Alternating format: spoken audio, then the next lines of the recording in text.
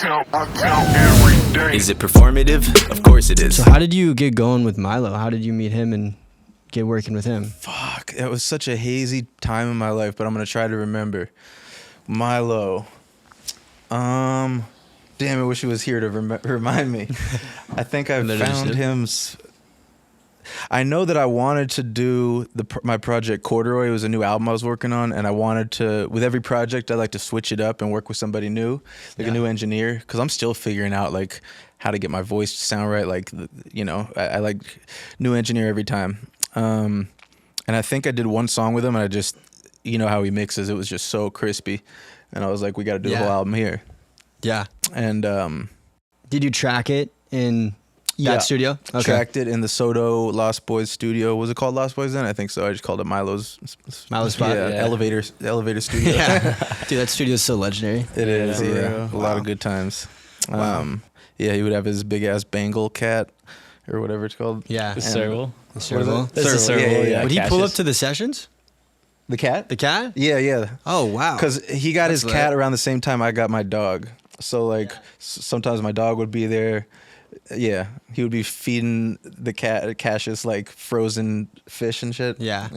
I've seen some of Milo's stories of him like feeding like just like insane amounts of food. Yeah, like to that cat. Cassius eats like a king. Yeah. Dude, literally. Cassius absolutely. Shit. So as far as the mixing goes and the engineering, like, you said you're still trying to find that specific sound of I'm always trying to figure out, like, and my voice changes over, you know, like I used to rap more like louder, like rappy rap, and these days I'm way more down here kind of, and to get, you know, I'm always trying to find that perfect balance of like getting my lows right.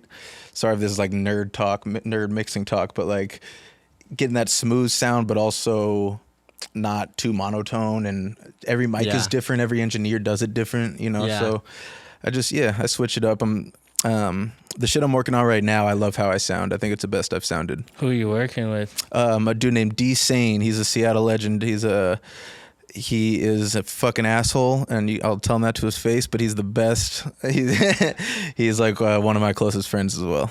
Yeah, that's dope. That's what's up, yo. So I see that you're producing too. Are you doing most of your own beats and then just getting with an engineer? Yeah. So the project I'm working on right now, I'm producing it with Antoine Vincent. He did Lady Sunday, a song that I did with Milo. He's helped me with a whole bunch of shit. He's an amazing producer. I've known him for damn near like 20 years, like he's from the Central District where I'm from and shit. And like, so I kind of combine our skills. Like, I'm good at constructing a song and figuring out the structure and adding weird switch ups. He knows way more about 808s and like making shit slap. And so we just kind of combine our skills, and that's how I usually do it. Like, I'll produce, but then outsource where I need to, you know, whether it's I need someone who can play trumpet hella well or guitar, you know, I work with a bunch of people, but I have final say of the production, I guess I'd say. Like for the style and to get that specific like sound you're looking for. Yeah. I like to, I get a bunch of different elements and I like to have it all on I use Logic. And then and it's new for me now. It's not new for me. It's actually, I'm going back to my roots with it. Producing everything myself again. Like, I used to do a bunch of the creative stuff and the production in the studio, which is kind of a waste of time and money. Like, I like to be able to I do all the creative shit at home. I have the song fully done, even recorded, a demo of it, ready to go. So by the time I get to the studio, all I got to do is retrack the vocals and everything else is like ready. And then the one thing that I'm just not gonna ever learn because I don't give a shit is mixing. It's too complicated, and there's people way better at it than me. So, do you have to be in like a proper specific setting to produce, or do you like is the vibes got to be right? Or I think it's more that I need like the right inspiration, and that just comes. That's kind of out of my control. It's rare that I like sit down and I'm like, I'm gonna start a beat today. It's more that like I'll be driving, have an idea, write it in my little notes app, and then when I'm in the mood, I'll be like, oh, I want to work on that shit and go. And it just kind of comes randomly, I feel like, right? Yeah, and like today I worked with Antoine before coming here, and I had a tempo, a key, and a vibe I wanted for just drums, 808s, and we made that together, and I'm gonna take that and add a bunch of like, little sprinkles of ear candy and make it something. Yeah. I don't know what it'll be, but yeah. It's funny when someone comes like to make a beat and it's just like a couple keywords, just the vibe. You know what I mean? Yeah, people can do that for sure. Yeah. And just sets the tone for the beat. Also, That's dope. how come ideas always come when you're driving and you can't like pull over? You have to like pull out your notes. Oh 'Cause yeah. if you pull over, then the vibe's gone. Like I've almost gotten in so many accidents for fucking doing a voice note. yeah, part of it's like you have to be driving to be like in the zone. Like most of my ideas come driving. Like, Yeah, when I do features for other artists, I usually take the beat, and it starts with I'll put the beat on my phone and drive around, just kind of humming shit out, trying to find a flow that works. Yeah. And that's usually step one, and then step two is I'm at home and I look through all my embarrassing ass voice memos and find something. As far as the production goes, though, like you use a lot of acoustic stuff in your like acoustic drums and stuff like that in your production, right? Yeah, a lot of it's fake acoustic, but I don't. When I get the chance to put a real drum set in the shit, I do. Yeah. It's like sampled. Yeah, like drums. sampled drums, chopped up, or.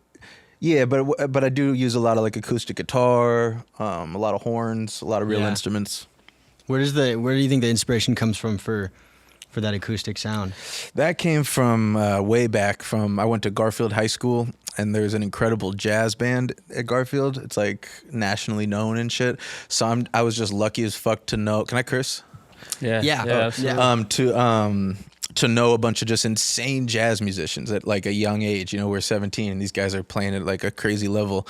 And I was like, I would be dumb to not incorporate this, So like, I was decent at producing, but then once we got those players playing on it, it just took everything to another level. So you're in high school, in school, making music, like dropping to like all your friends and stuff, house parties man. and all that kind of stuff. That's how it started. I never thought it would be like a career, but that's all I was doing. Like teachers thought I was lazy and shit, but really I was pumping out songs. I just wasn't doing the shit they wanted me to do. And I was in a group called Shankbone. It started as a joke, but then it got pretty like popping in the high school scene. I remember the first time I went to a party at like what's that Catholic school? Starts with a B. Archbishop Murphy or something. Is it out here? Blanchette. Okay. Oh, you guys don't? I don't know. I don't know. I'm not Yeah. It was a Blanchette party, and they were playing Shankbone. They didn't know who it was or anything, and that's the first time I was kind of like, "Oh, damn, we're doing something." It's a dope name. And so this That's is like, that catches on quick. I'm already. No, I still, I like it way more than my name. How big was the group? It was mostly me, but like putting it together. But then it would feature all my homies. But the main group was me and two other dudes. Yeah. Dope. That's what's up. But like that's what we did. We would like smoke weed and rap at my spot with all my friends. So from high school, you're rapping. You go to this party. You hear your shit back, and that's when you like got the confidence, or like, oh, this could be real. And kinda. And then also I remember we had a place called the Vera Project. It was one of the only places doing under like young, because we were like 16 by the Space Needle. Yeah, by the Space Needle. Yeah, and they did like they were one of the only places that would do all ages like shows for younger people, Absolutely. And I remember I was terrified because I didn't know if people would show up, and then I mean, the crowd was mostly people I like knew from school, but what surprised me the most is everyone knew every word, and I had no idea these people were listening to it on their own and shit. Wow. And I remember after that night, it was like I kind of was like, this is kind of what I want to do. But then then the group split up, did a year of college in New York. Still didn't think that music could ever make me a living, so I don't even know what I was trying to study. What year was this around? 10 maybe. Yeah. 11. Yeah. Yeah. And Yeah, long story short, got kicked out of college. It was the best thing that ever happened to me. Started making music videos for other people until my music started to pick up, and then that became full time. You're acting as the camera guy, director. Yeah. For like other rappers, they would pay me to shoot and edit their shit. You were doing that really early on, huh? Yeah. Yeah.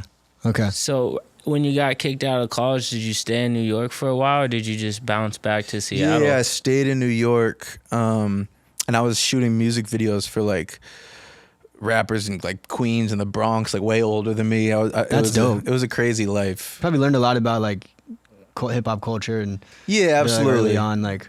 And I learned a lot about just like how to work in the music industry and shit, and to get paid first. Yeah, that's a lesson you gotta learn quick. Yeah, absolutely, that's the truth. Well, around that time, like 2010 and stuff, what were people releasing music on? What were you releasing your music on? Oh, good question.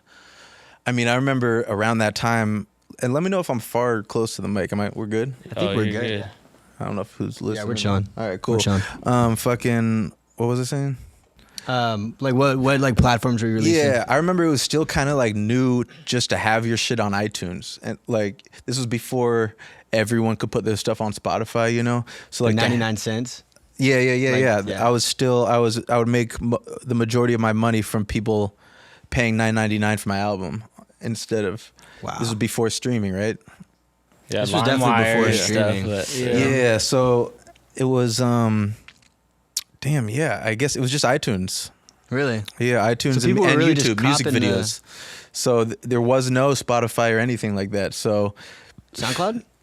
there was SoundCloud, but that it was, I don't know, we didn't get paid off that, so I would rather people buy my shit on or watch my YouTube videos because I could monetize them. But yeah, there weren't many ways to make money.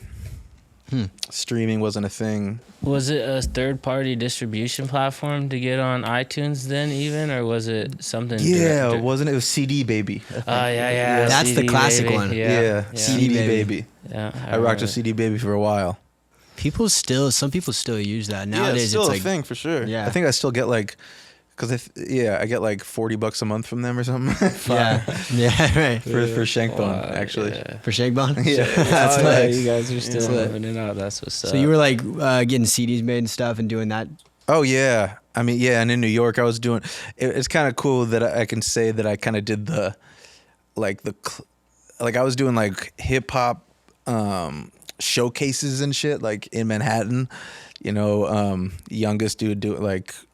Run around giving mixtapes out like the classic fucking you know, and now there's no need to really do that. It's all online. But yeah, I'm glad I had that experience. I bet you'd have like a totally different outlook on things, physically doing something and having to physically do it, like physically go out there and like just I think it's a different way of coming up than artists nowadays. guerrilla you know, like, marketing. Yeah, and like it's something you can only do as a young ass person. Like I had so much energy and you know, you can grind, like especially in New York, taking the train hella far and then it's the winter and you're just trudging through the snow. I would never do that shit now. But back then, like, you know, you're young, you'll do anything. Yeah, you know, whatever I was touring, sleeping on couches and shit. I would never do that now. Not because I'm too good for it, just because that's something you can only do when you're young, I feel like. Yeah. I just didn't give a shit. I don't know. Rockstar mode. Yep.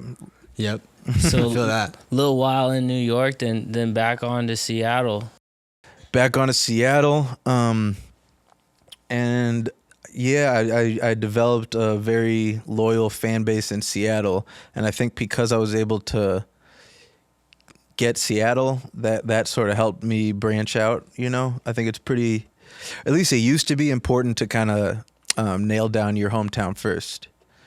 Nowadays, I don't know how important that is. I think if you want to really get a loyal following, then you should, and you want to be able to sell out shows in your hometown. But a lot of people now, they just, you know, they get a TikTok hit or whatever, they can't sell a show in their hometown, but like, you know, millions of people know their shit. I don't know. Yeah, It's just different. See that a lot. Different times. So did you come here and start working with the team? Or have you been working independent mostly? Oh yeah, fully independent. my team was like rappers that I collaborated with and Yeah, shit. your friends and shit. Yeah. And like the fact that I stayed independent is the main reason that I'm still able to make a living off music now, I think, because I own the masters to my entire back catalog, you know. But it's also the reason why I never it never went to another level of like if I had a label, I never had anyone pushing my shit. It was all word of mouth, all just me. Yeah. And because of that, my following is very loyal, and I own all my shit. You know, and I do well. I don't know what it would have been like if I went the label route. You know, I definitely met with labels. They wanted me to, you know, be the next fucking Macklemore or whatever. They all had these weird agendas for me, and I just wasn't feeling it. Yeah, that creative freedom kind of starts to dwindle. Yeah, I feel that. But what comes with that is you got no gatekeepers letting you in, you know? You got to just hope that people spread it. Yeah, absolutely. Harder to spread out there. Mm-hmm. Yeah, that's the fact. Wow. Yeah. When was the so you played Neptune Theater for the first time? When was that? Oh, yeah, I was the first something to sell out Neptune. Yeah. That's like... How many times have you played there? Did you play? I think maybe twice, but Yeah. the one... Yeah, I remember the time... I remember I was headlining Neptune. It was sold out, and there was like a crazy line around the block, and I was always fucked up back then too. And I was at the Urban Outfitters that used to be like on the Ave, you know? I don't know, right across the street from there. Like 20 minutes before I was going on set, figuring out what I was going to wear. I got like a baseball jersey or something they had there. Took it, went, everyone in line was like, hey, I was like, yo, I'm about to go on. That's fire. That's fire. You were actually one of the first concerts I'd ever went to. For real? Too. Yeah. Where? I want to say it was like Summer Jam. Oh, yeah. Like years ago. It was you, J. Cole. I could have swore you opened. You were there for Summer that. Jam. I forget who else was there. Yeah, man, Like that was Tech years Nine, ago. maybe? I think Yeah, Tech yeah. Nine was there too. Yeah. E40, I think, was there. Yeah, that was years Yeah, ago. a But lot. yeah, one of my first experiences, like I said, going to a concert at all, and Yeah. and to see, you know, the love that the crowd had for you back then. Yeah, that was cool. Yeah, it was really awesome to see that. Dope. What would you say? Like you draw like your biggest inspiration in terms of like just songwriting. Like where would you say you find inspiration for that? Man, all over the place, to be honest. Like everything from, you know, my favorite rap lyricist is probably Andre 3000. Favorite as far as flow is probably Notorious B.I.G. And then as far as lyric writing and songwriting, that's when it gets into like more folk pop music, like Neil Young and Bob Dylan and shit. So I pull from a lot of things. And then the production always comes first for me, and my big influences there are probably Pharrell and Timbaland. Wow. Those are like the two goats. Oh yeah, in yeah. production. Yo, I'm curious myself, you know, because I see you're a bit public with it. There's a few hiccups that come along the journey. Rehab, little relapse, rehab again. How's that journey been? Like, how you making out now? Man, it's an interesting thing because I go back and forth on how I'm completely fine talking about it. Like I like talking about it, but I go back and forth on how public I should be about how I'm doing it, and like just because I have a following of people and everyone's journey is different, you know what I mean? So I don't want to like promote a certain way to get sober or a way to do it, and like and I don't think sobriety is the only way. Like a lot of motherfuckers can drink and be fine, and more power to them. I can't. Yeah. When I drink, I want to get as fucked up as possible every time, and it always leads to cocaine, and it leads to me be turning into a fucking asshole and ruining my relationships, missing studio sessions, you know. So right now I think it was 2 days ago I hit 9 months. Congrats, man. Thank you, man. Congrats. Yeah. It's the longest I've ever had.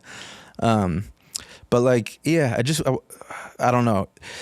The first, do you want me to kind of go into it a little bit? Yeah, let's go. The first fucking 6 months of it, I legit could barely work. because I went so long using cocaine and alcohol to become inspired. Like when I was at Milo's and shit, man, it was coke everywhere. It was, I would get to the studio. If I didn't have my liquor, it was vodka and cocaine. That was my mix. Like I didn't like one without the other, and that's how I got going. You know what I mean? That was the spark in the. It was a spark. It made me like my shit more. It gave me confidence. So it took me a long time to like even be able to listen to my shit without being fucked up. You know, and like I had all this self-doubt of like just not like thinking that no one wants to hear me anymore because, and it was just because I spent 15 years on using drugs to make music, so I shouldn't have expected in a few months to all of a sudden just be fine. You know what I mean? Part of your process. Yeah. So the first 6 months I was just doing. I'm in a program where I meet up with a bunch of other drunks and drug addicts, and then also do therapy and just tried to take it real slow. And now I'm in a place finally where I'm having a blast making music again, and I'm loving what I'm doing. I'm loving the music I'm making. It's dope. And I don't feel like constricted. I'm not constricted to, drugs and alcohol. And I feel that I was worried that I wouldn't have something to say when I'm sober, and it was all bullshit. I got plenty, and I'm feeling more creative than I was when I was on that shit. So that's good. Yeah, that's hella good, bro. It's huge. Yeah, wow. Do you think like the music is what kind of encourages people to use stuff like that and use drugs like that, or is that? I think that I would have been an addict no matter what I did, but I think that because I was making a living off music and I never had a real job, or I had one real job when I was like 18, and so I never had a boss. I never got fired from a job because of my using.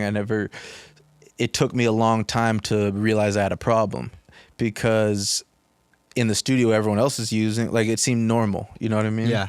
Yep. And there was no one, I didn't have to be anywhere tomorrow at 9 a.m. So like I could stay up all night on cocaine, and there wasn't any consequences really for a while. And I was getting like rewarded for it. Like people were, I'd stay up late night making hella music, and people would, tell me how like, damn, you get so much work done. And I thought I needed the coke to do that, to sustain that, and exactly, and just do it. I thought it was part of what made me an artist.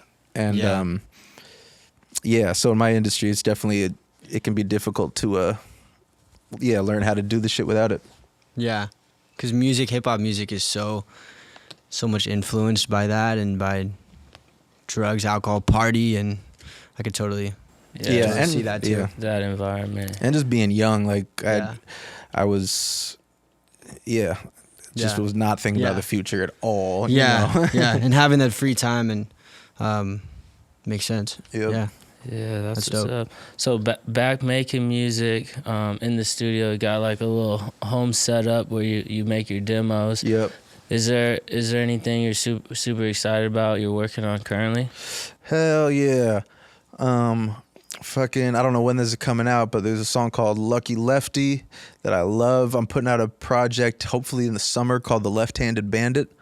I don't really know what it means except that I'm left-handed, and I thought it sounded pretty cool. It's like an album or like yeah, a it's gonna be like EP? a short. It's gonna be like 8 to 10 songs. Okay, and they're all gonna be kind of slappers. The last thing I put out was called Heavy Hearts, and it was when I was like just getting sober, kind of still in the thicket of it.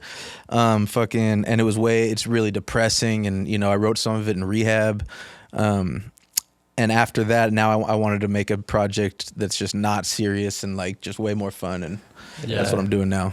Yeah, that's what's up. Is that your kind of goal with your music going forward right now? Like where you're at in your life is just to kind of make some bops, have fun, and just right now for sure. But like I never liked doing the same thing for a while, so I bet after this project I'll make something completely different. Yeah.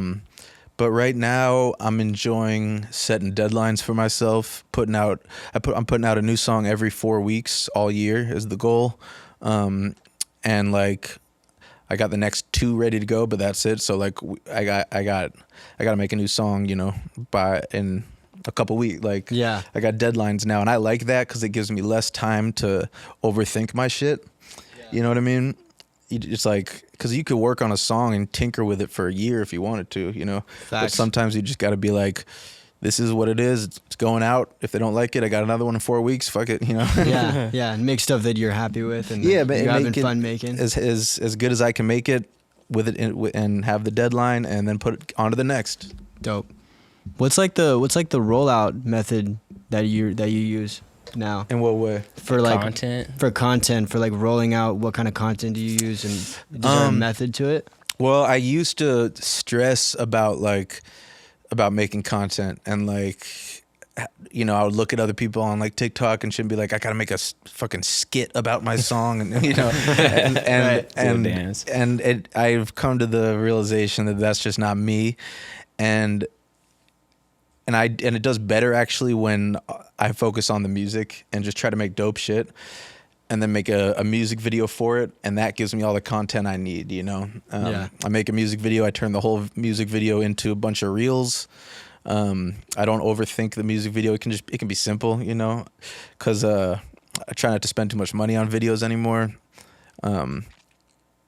And yeah, we do about a week or two of promoting the pre-save. Apparently it helps a bunch with playlisting and shit. That's what you were saying too, right? Yeah, With, so like, I mean, Jaden. actually, Spotify doesn't actually have like a pre-save method, but it's like your third party distributor like gets permission to automatically save. Like, as soon as your song drops, it'll like automatically save to those people who press pre-save to their liked playlist. And in the first day, the amount of saves you get, the Spotify rewards, like you get playlist placements, like more to like the editorial shit. So like it is definitely valuable, but makes sense. There's not like an actual pre-save button like iTunes. You can pre-order, pre-save on Apple Music, but Spotify is just... I promote the pre-save, but I don't... It's like, I don't know. I've never pre-saved a song before, so but, you know, hopefully people do, so pre-save my shit. So once you drop a song, I see a lot of people like drop a song and then they keep pushing it after the release for a certain amount of time. Yeah. Is there like a specific like method to that too, and past the release, or? Yeah, I don't do it maybe how you're supposed to. I see a lot of people, they make a whole bunch of reels of the same like 10 to 20 second clip of the song, you know, and like over and over. Maybe that's good for the algorithm or something, but it's too boring for me to do.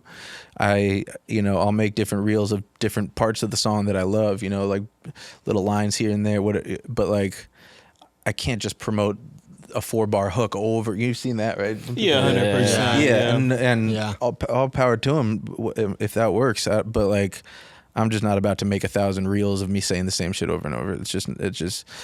It bores me too much. And if I'm not having fun, then I don't know what I'm doing. You know what I mean? Yeah, exactly. Shit. Dope. But for me, you know, I put out a song for the first 2 or 3 weeks. I'm promoting it. Maybe every day, every other day, at least a post out there. And then I start moving on to the pre-save for the next single, and then do it again. Yep. Yeah. So are you just doing? So you have this project. Is that the Left-Handed Bandit? That's a full project. That's gonna be a project, yeah. But Okay. right now we've only finished 4 songs from it. Okay. But full length album type deal. I mean, you could call it an album. No Yeah. more than 10 songs. Yeah. I want it to be a nice little. I just call it a project. You know. Yeah. Is there a sweet spot for like how many songs should be on an album, or? I don't think so. I think if you're trying to make a cohesive body of work, it should be like 10 to 13 songs. For me, any more than that, you start having skips and it's just, I don't know. But if you're doing like more of a mixtape, like I did a project called Songs Without a Home, and it was just sort of an excuse to put a bunch of my singles on one project. It wasn't cohesive, but it's a bunch of bangers. But that had more like, I don't know, 18 songs. Or maybe I'm tripping. But Yeah. yeah, Threw all the depends what singles you're onto doing. one project, like a collective of like. Yeah, it your was singles? it was sort of so you could find all of my singles that didn't have songs without a home. They didn't have a home. They didn't have a project. Lost files. Yeah, and if you're making like a mixtape type shit, then you know maybe have as many, like having a shit ton of song. I know helps with the streaming and shit. Yeah. But Yeah. when people put out those 25 track projects, I'm not listening to the whole thing. Yeah, shit. Yeah. That's huge.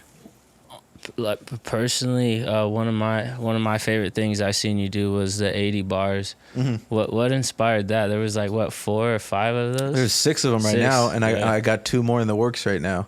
Coming back, you're not stopping. That's gonna be like a thing. I love doing it. So is it actually 80 bars? No, I think the first one was. Yeah. they're close. Maybe. Yeah, they're around that. But I stopped counting, and I've never once had a single comment be like, "This was 96 bars." Right. You know, who gives a shit? But it is around there. Yeah. Well. Oh yeah. That started just because I thought nothing of it. I was like, it would be fun to rap on, because I grew up on like Ja Rule and like fucking DMX, like that kind of shit, and like Ashanti, like that time Fat Joe. That's good and I was shit. like, this would be so dope to get to rap on the beats that I grew up with. So I kind of just downloaded them off YouTube or something, put them in a row in a cool way, and then rapped on them, like almost freestyle, like wasn't really thinking it, and people loved it. But I wasn't trying, so I was like, "Oh, you love that? You want me? But watch when I really try." So then part 2 was like a whole nother level, and then so was part 3, and that whole series, the 80 bar series, helped me a ton with like ticket sales, getting people to. But yeah, and now I'm gonna be doing new ones, kind of trying to figure out a way to monetize it, because obviously it's all samples. You can't, so you gotta sell physical copies of it. We're figuring that out. Or like that's always have tough. like as a bonus track in like your Patreon or something. True. Yeah, something like that. Exactly. Yeah, gotcha. Like maybe do one of those like pay what you want for it kind of thing. Yeah, Could be cool. That'd be sick. Yeah. It's always tough with the samples too. Like. Oh yeah, and it's not just samples. I'm using other people's beats. Straight instrumentals. Yeah, exactly. Yeah. No, one thing you just said that I thought was kind of interesting was you said that the 80 bars thing helped you sell tickets and stuff like that.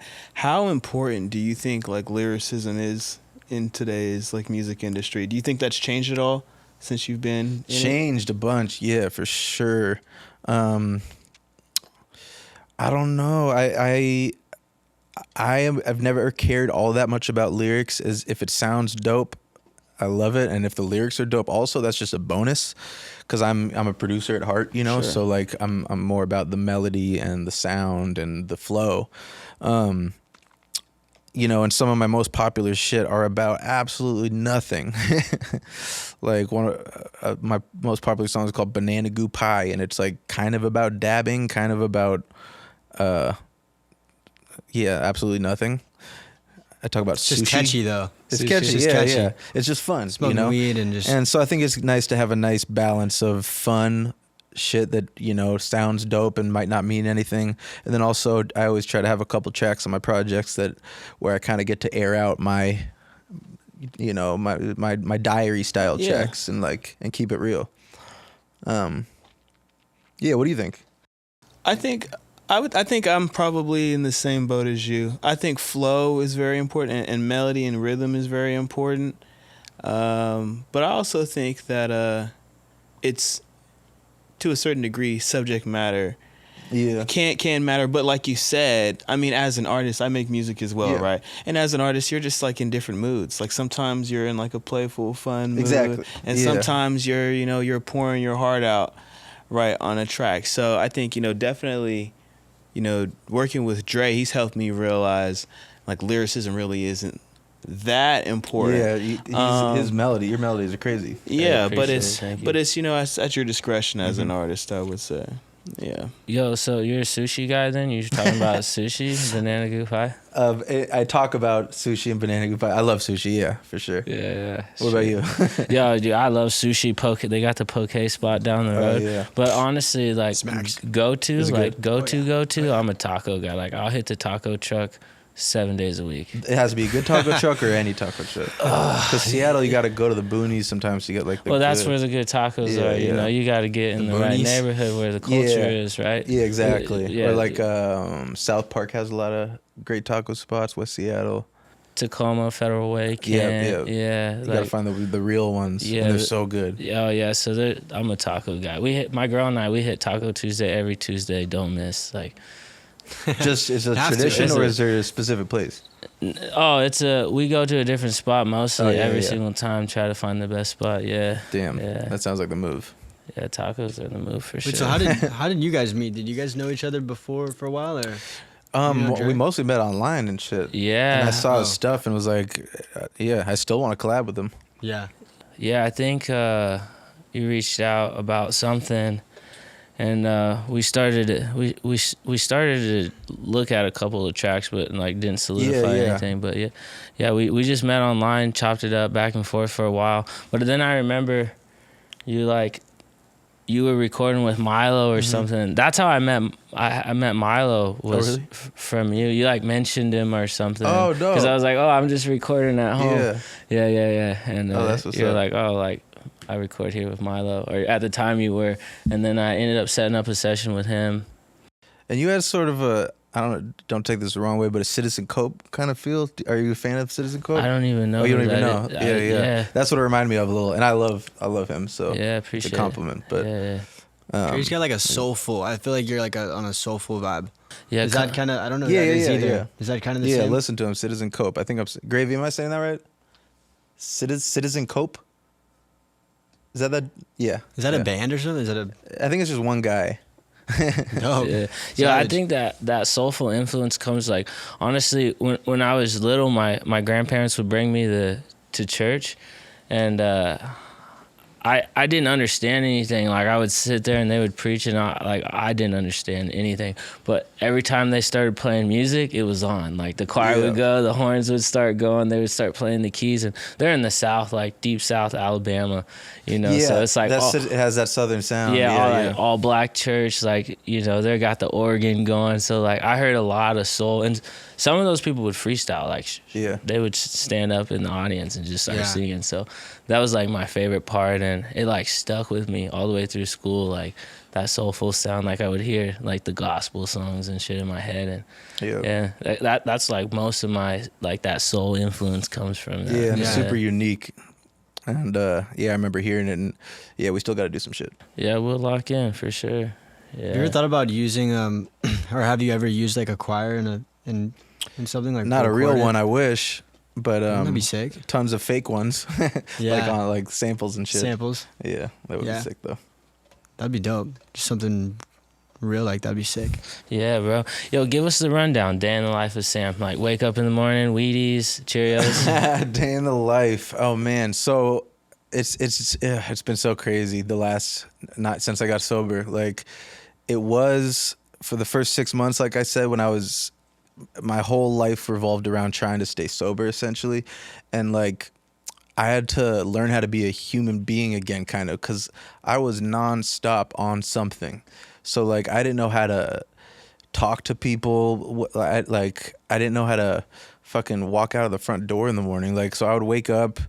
I started doing these like meditations. I was reading out of a bunch of these books that kind of are like Zen, like Buddhist shit, kind of reminding you how little I fucking matter and to get out of my own head, because I was so in my own head, And when you get to that place in your own head, you start negative thinking and start comparing yourself to other people, start doubting yourself. I was getting paranoid, also just having withdrawals.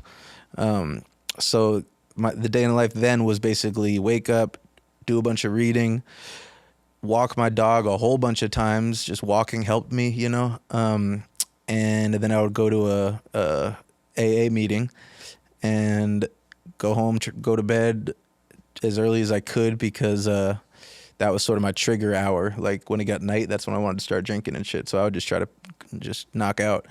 And now it looks like, I don't know. I would try to wake up at a good hour, and now I'm just so busy that I don't know. I'm trying to find a balance between work and my mental health, but like right now being so busy kind of helps me because it gives me less time to like think about shit, be depressed. So I'm a classic addict. Like I switched from one addiction and now music is kind of my addiction. Like that's all I'm thinking about all day, kind of. And then also going to physical therapy because I fucking fucked my ACL. and so that's How'd you do coming in. I did that in rehab. Swear. I was hooping, and a guy crossed me and went clack. Oh shit! It was the worst pain ever. And it's funny because everyone was like assumed I did it while I was drunk or something. I was like, I was the most sober I'd been in years. Just getting older and hooping. Yep. Yeah. Did you hear it too? Was it like a sideways? Just didn't heard it? No, I didn't hear it, but I felt it pop out. And then they were like, "You good? Get up." And I was like, "Oh no, I'm not good." Yeah. Crazy. I could tell it was a serious thing. Yeah. And then I got surgery for it, and I thought, because they told me I would be on crutches for like the first few weeks, I thought that meant when I got off crutches, I was good to go.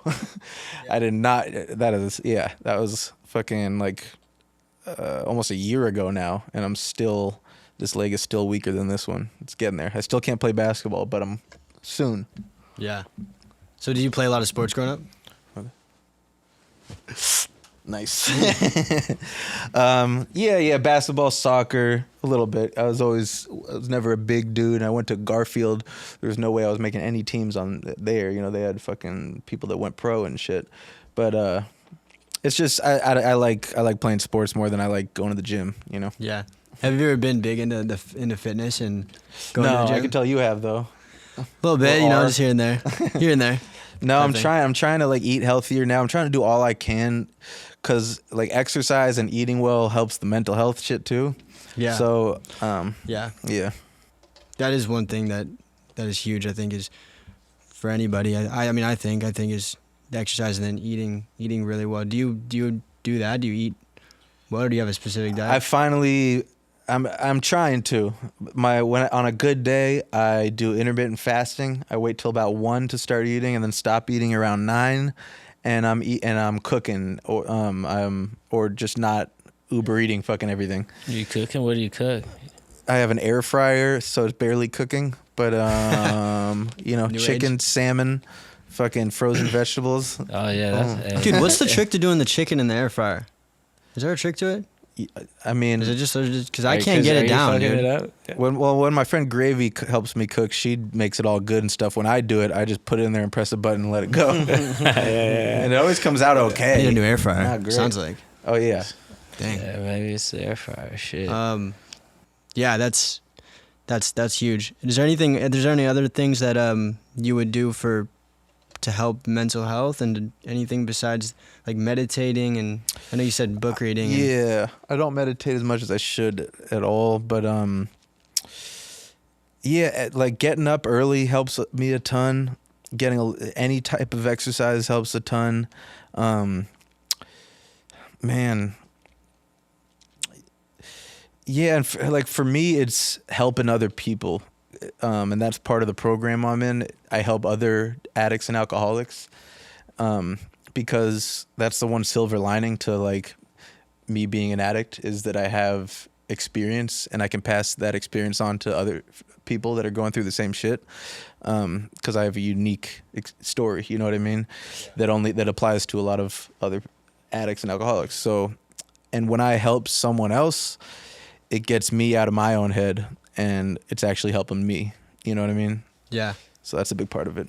Helping other people. And that probably comes back to the music too, huh? Yeah, absolutely. I think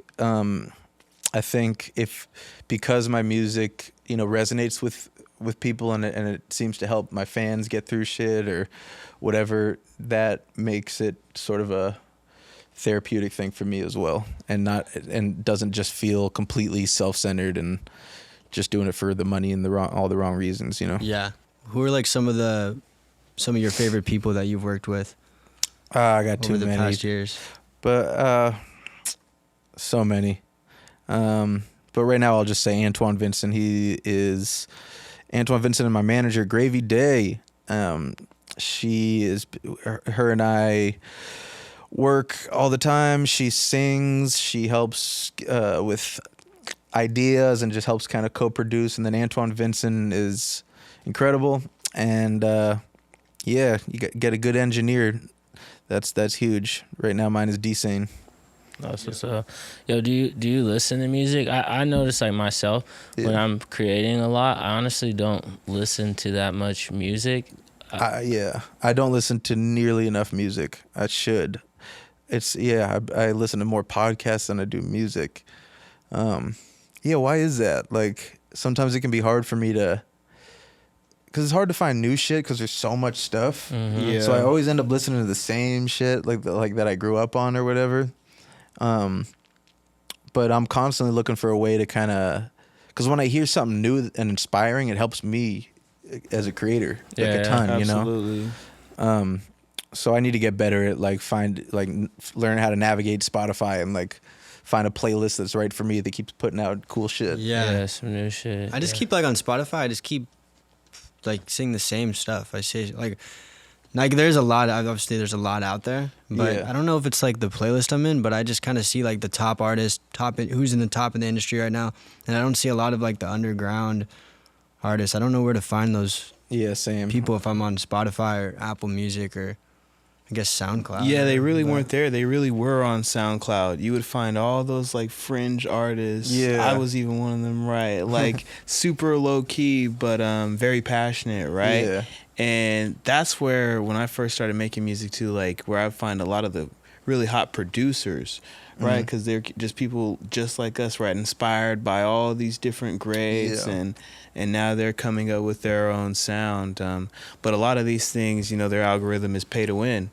You know, we were having this conversation a while ago where whoever, you know, pays the best is who gets to be displayed. And it wasn't always like that, right? So that's probably a major part of it.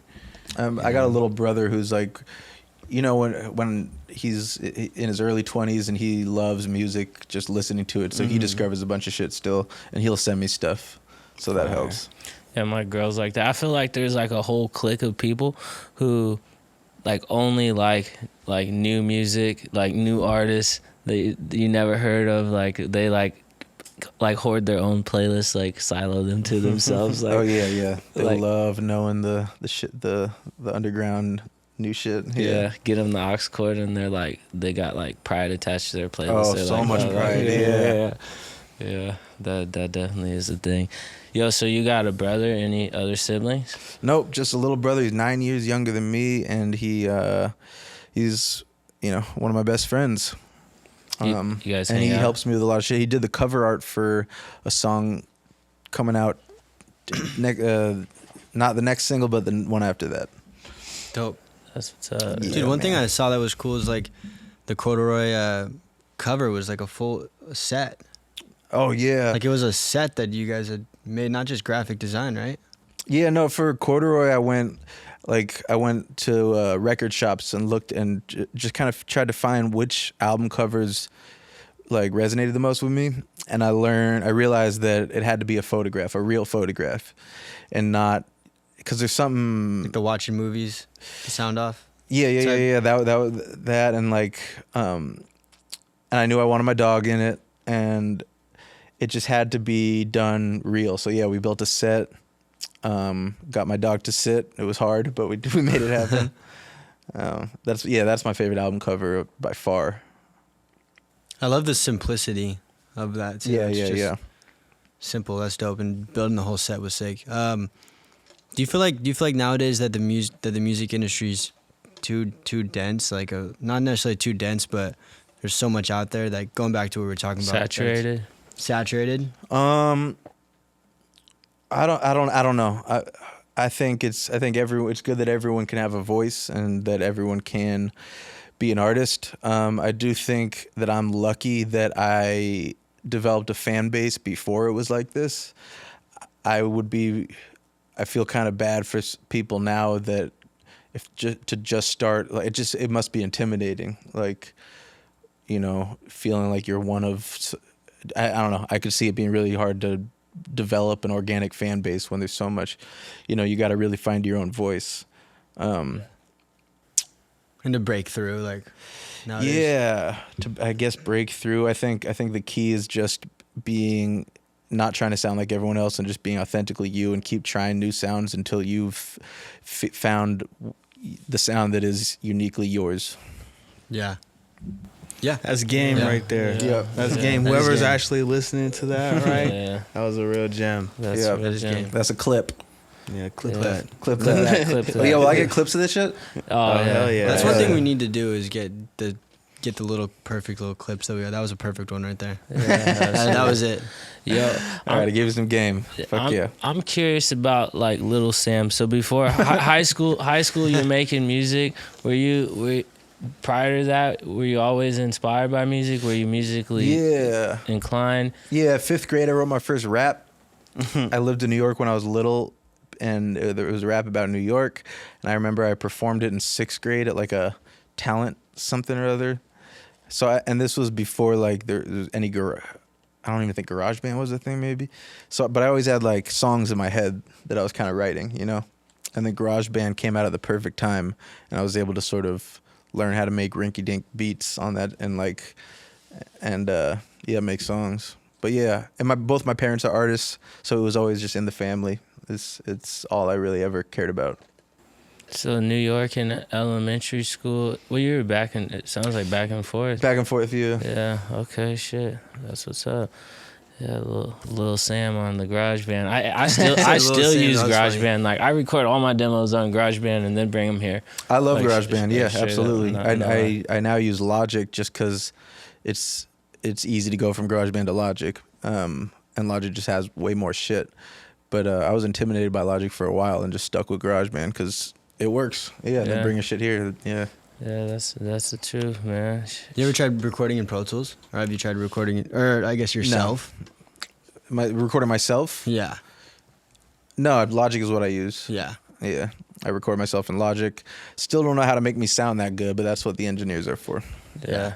Hey, that's a fact.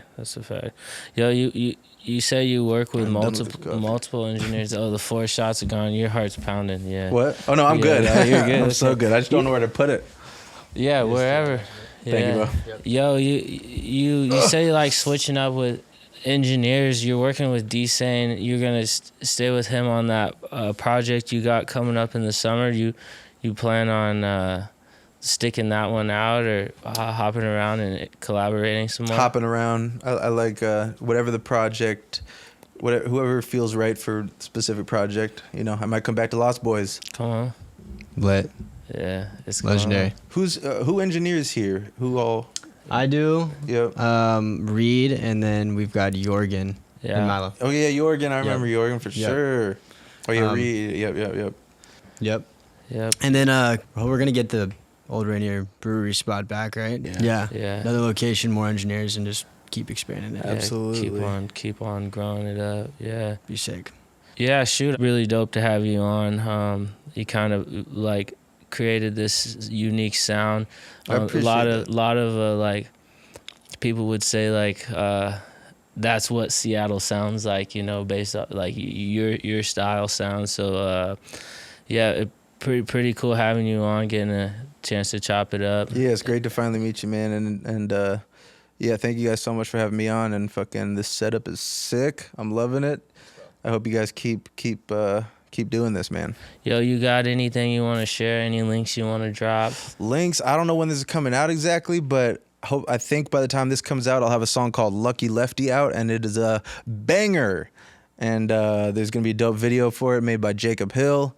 I'm going to have a new song out every 4 weeks all year.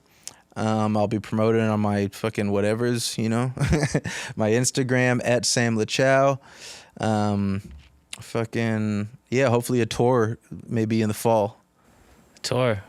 Yep. Northwest tour or like nation? I want to do the whole country. Yeah. Wow. I do well on the West Coast, and I do well on the East Coast, and I do sprinkled in the middle. And we're figuring that out.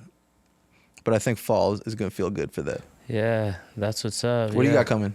Yo, yeah, that's a good question. So right now, same approach, working on dropping singles. I didn't drop anything all of 2023. We were just plotting, planning, building, like build a new studio location, like building up, like we have a nonprofit that helps music artist development, and like some educational workshops and stuff. Yeah, just like rolling the dice a little bit here and there. Yeah. Recording a lot though. Like we recorded like 70 songs. You got Shit stacked up. Yeah, dude. Ready to go. I think we recorded like him and I. We do every session together. Oh, for real? Like sometimes we got a lot of collaborative songs, but and Send me some shit today. Yeah. A lot of singles and stuff. But we're just getting ready to start rolling stuff out 2024. So I think we got like 70 songs in the vault. Damn. Yeah. And so, rising. Yeah. So Yeah.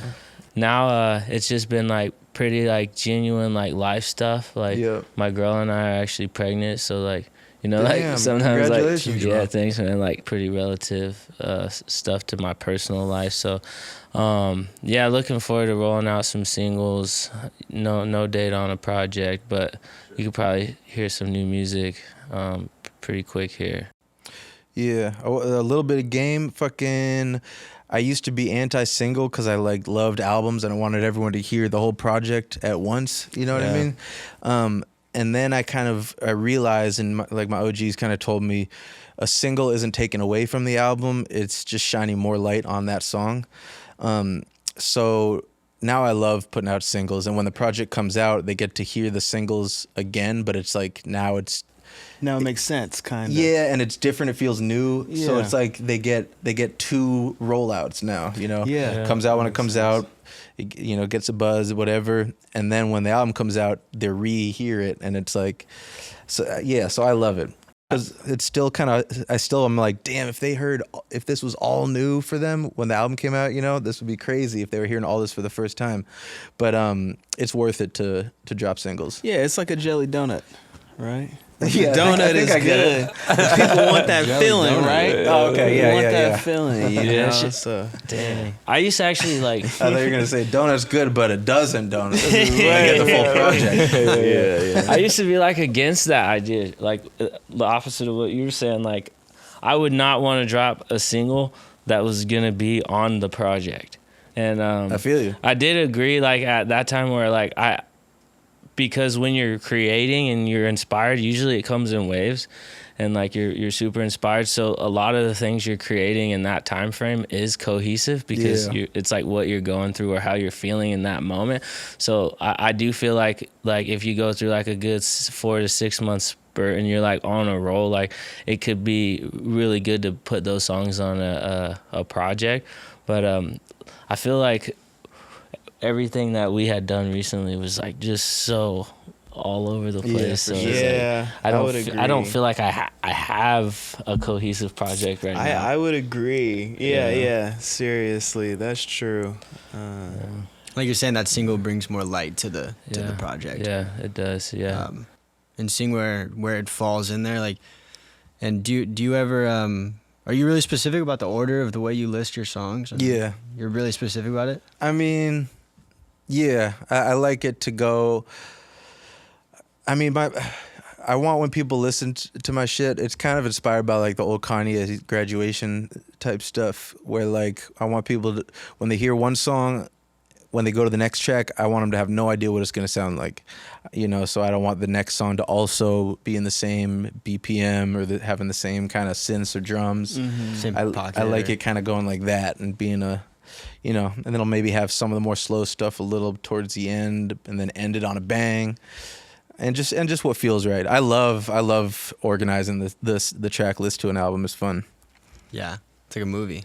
Yeah. And part of it is just like listening to the end of one song, how it goes into the other one. 100%. Feels right. Yeah. Some classics. Classics. Classics. Has it been rolling the whole time on the TV? It's been different ones. I can see the reflection. Yeah. Legendary. Well, yeah, bro. Thanks for coming on, bro. You're a legend. Yo. Yeah. Appreciate it.